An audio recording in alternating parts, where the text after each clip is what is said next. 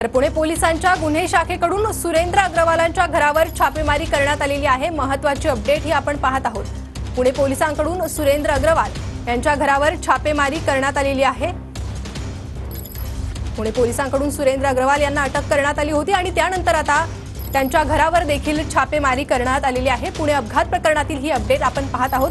पुणे अपघात प्रकरणात सुरेंद्र अग्रवाल यांना पोलिसांकडून अटक करण्यात आली होती आणि त्यानंतर पुणे पोलिसांच्या गुन्हे शाखेकडून सुरेंद्र अग्रवालांच्या घरावर छापेमारी करण्यात येत आहे। त्यांच्या घराची गुन्हे शाखेकडून झाडाझडती करण्यात आलेली आहे।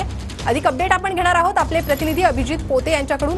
अभिजित, नक्कीच आपल्याला माहिती आहे की पुणे पोलिसांच्या गुन्हे शाखेने या सगळ्या कल्याणनगर अपघात प्रकरणी काल विशाल अग्रवालचे वडील सुरेंद्र कुमार अग्रवाल यांना जी आहे पहाटे अटक केलेली पाहायला मिळते आणि त्यांच्या विरोधात अपहरणाचा गुन्हा दाखल केला। तर आता पुणे पोलिसांच्या गुन्हे शाखेचे एक पथक जे अग्रवाल पॅलेस नामक घर आहे, खरं तर अग्रवाल कुटुंबाचं, जिथे विशाल अग्रवाल सुरेंद्र कुमार अग्रवाल हे एकत्र येतात, त्याच घरावर पुणे पोलिसांच्या गुन्हे शाखेकडून जी आहे ती छापेमारी करत त्या घराची झाडाझडती घेतली जात आहे। खरं तर यापूर्वी देखील आपल्याला माहिती आहे की विशाल अग्रवालला अटक केल्यानंतर पुणे पोलिसांनी खरं तर छापेमारी केली होती आणि आता पुन्हा सुरेंद्र अग्रवालला ताब्यात घेतल्यानंतर जी आहे ते या सगळ्या प्रकरणाची कसून चौकशी करता यावी। सुरेंद्र कुमारचा एक मोबाईल आहे जो खरं तर पुणे पोलिसांच्या गुन्हे शाखेला शोधायचा आहे।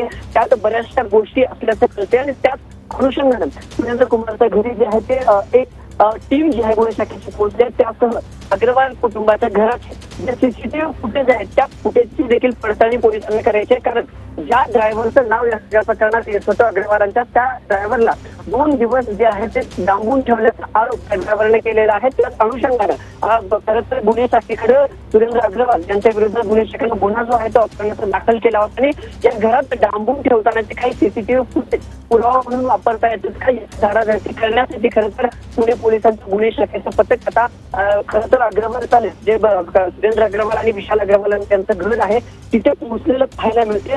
तिथून काही सीसीटीव्ही फुटेज पोलिसांना रिकव्हर करायचे, यात काही रजिस्टरच्या एंट्री आहेत अग्रवाल पॅलेसमध्ये, जिथून खरं तर जो आरोप केला गेलेला सुरेंद्र अग्रवालवर ज्याच्या विरोधात गुन्हा दाखल केला ते म्हणजे जो ड्रायव्हर आहे त्याला 2 तारखेला धमकी 2 दिवस यात अग्रवाल पॅलेसमध्ये डांबून ठेवल्याचा आरोप अग्रवाल परिवारावर केला आहे, ज्या विरोधात विशाल अग्रवाल यांच्यासह त्यांच्या वडील सुरेंद्र अग्रवाल यांच्यावर देखील गुन्हा दाखल झाला आणि या सगळ्याची चौकशी करण्यासाठी म्हणून ही जी आहे ती झाडाझडती घराची घेत जी आहे ते गुन्हे शाखेनं छापेमारी सुरू केलेली पाहायला मिळते।